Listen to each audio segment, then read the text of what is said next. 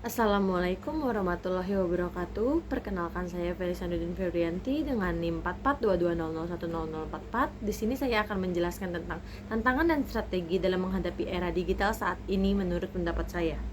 Pertama-tama saya awali dengan pengertian cyber culture. Cyber culture atau budaya internet adalah budaya yang telah muncul dari penggunaan jaringan komputer untuk komunikasi, hiburan, dan bisnis. Budaya internet merupakan studi tentang fenomena sosial yang terkait dengan internet dan bentuk-bentuk lain dari komunikasi jaringan, mencangkup masalah-masalah yang berkaitan dengan identitas, privasi, dan pembentukan jaringan. Seperti yang kita ketahui, semakin berkembangnya teknologi, semakin cepat pula arus komunikasi yang terjadi di era digital. Komunikasi menjadi semakin cepat, praktis, dan efisien. Komunikasi online lebih banyak penggunanya dan lebih sering berkomunikasi di dunia maya dibandingkan berkomunikasi di dunia nyata. Teknologi pada era digital ini membawa banyak manfaat dari berbagai bidang seperti politik, ekonomi, sosial budaya, pertahanan, atau keamanan, serta teknologi informasi. Namun tidak dipungkiri setiap pemanfaatannya memiliki tantangan. Era digital telah membawa berbagai perubahan yang baik sebagai dampak positif yang bisa kita gunakan sebaik-baiknya. Namun dalam waktu yang bersamaan, era digital juga membawa banyak dampak negatif sehingga menjadi tantangan baru dalam kehidupan manusia di era digital ini.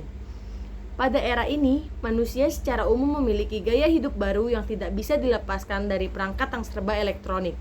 Teknologi menjadi alat yang mampu membantu sebagian besar kebutuhan manusia. Teknologi dapat digunakan oleh manusia untuk mempermudah melakukan apapun, tugas dan pekerjaan. Era digital terlahir dengan kemunculan digital, jaringan internet khususnya teknologi informasi komputer. Kemampuan media era digital ini lebih memudahkan masyarakat dalam menerima informasi lebih cepat. Masyarakat dimudahkan dalam mengakses suatu informasi melalui banyak cara serta dapat menikmati fasilitas dari teknologi digital dengan bebas dan terkendali. Sehingga era digital juga membuat ranah privasi orang seolah-olah menghilang. Tidak hanya itu, tindak kejahatan mudah terfasilitasi. Game online dapat merusak mental generasi muda, pornografi, dan pelanggaran hak cipta mudah dilakukan.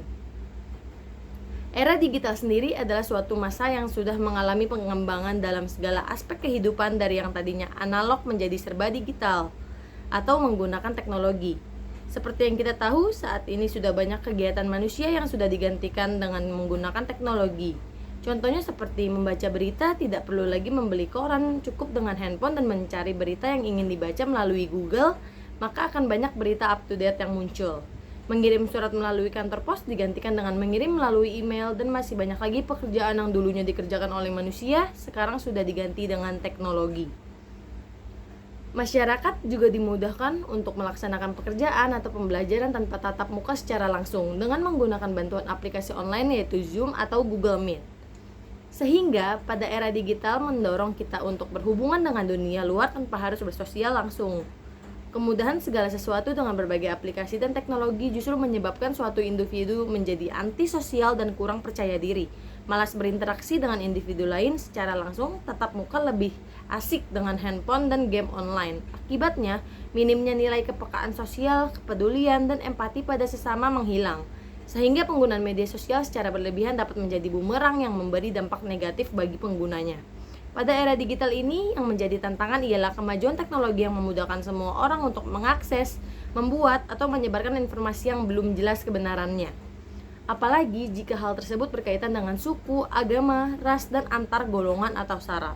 Maka dari itu, strategi saya dalam menghadapi era digital ini dengan cara menciptakan hal-hal atau inovasi baru yang akan digunakan di masa depan supaya tidak ketinggalan dengan zaman yang semakin berkembang. Dan bagaimana agar semua pekerjaan tidak digantikan oleh sistem atau robot. Meningkatkan skill atau kemampuan juga sangat penting, seperti mengasah hard skill yang saya miliki dengan cara menguasai penggunaan perangkat lunak dasar seperti Microsoft Office, memperkaya soft skill seperti kemampuan pengaturan waktu atau time management, kemampuan beradaptasi dalam sebuah tim, kemampuan untuk memecahkan masalah, dan kemampuan untuk berpikir kreatif. Dan menguasai salah satu bahasa asing seperti bahasa Inggris agar dapat bersaing di era digital ini. Dalam menghadapi situasi ini, kita harus mampu beradaptasi dengan persaingan digital yang semakin pesat, seperti meningkatkan sumber daya manusia atau SDM yang berkualitas, kreatif, dan berinovasi. Di mana saat ini sudah banyak aktivitas manusia yang sudah tergantikan oleh teknologi digital, bahkan ada beberapa yang sudah digantikan dengan robot. Pada era digital ini sangat rentan dengan berita hoaks. Oleh karena itu, langkah pertama yang dapat dilakukan untuk mencegah hoaks adalah dengan membaca seluruh isi artikel, membaca keseluruhan berita penting untuk dilakukan agar dapat memahami isi berita yang disampaikan. Kita juga perlu memperhatikan kredibilitas sumber informasi yang dikutip media pada berita. Berita hoaks yang menyebar cepat akibat kemajuan teknologi harus dicegah dengan pemanfaatan kemajuan teknologi juga. Seperti terdapat situs pengecekan berita bohong yang bisa dimanfaatkan untuk mencari tahu kebenaran informasi. Beberapa di antaranya yakni turnbackhoax.id dan cekfakta.com. Selain itu ada pula platform untuk melaporkan hoax yakni aduankonten.id oleh Kominfo Indonesia. Sehingga penting bagi kita untuk menjadi smart user atau pengguna cerdas untuk mencermati informasi sebelum dibagikan ke orang lain. Oleh karena itu, era digital harus disikapi dengan serius, sehingga kita dapat menguasai dan mengendalikan peran teknologi dengan baik agar era digital membawa manfaat dan dampak positif bagi kehidupan, serta dapat memanfaatkannya secara efektif dan efisien dan terhindar dari dampak negatif di era digital. Sekian dari saya, kurang lebihnya mohon maaf. Wassalamualaikum warahmatullahi wabarakatuh.